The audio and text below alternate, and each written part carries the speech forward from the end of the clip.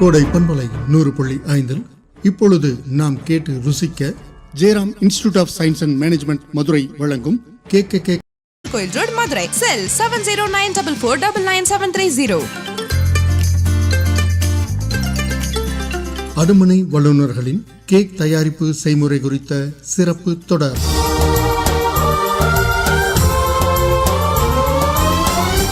வணக்கம், என் பேர் இசையமுதன். நான் Jayaram college BSc final year படிக்கிறேன். கேட்க செய்யலாம் கேக் என்ற நிகழ்ச்சியில் நம்ம இன்னைக்கு கேட்க போகிறது லவ் கேக்.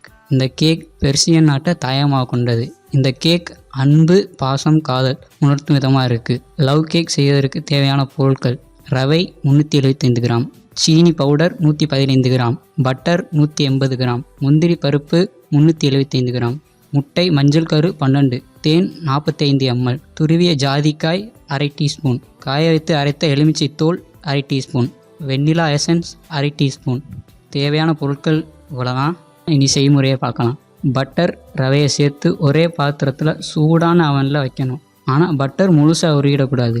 அப்புறம் முட்டை, மஞ்சக்கரு, வெள்ளை எசன்ஸ், சீனி சேர்த்து நல்லா பீட் பண்ணணும். அப்புறம் ஜாதிக்காய் பொடி, எலுமிச்சை தோல் துருவியது அதை சேர்த்துக்கணும்.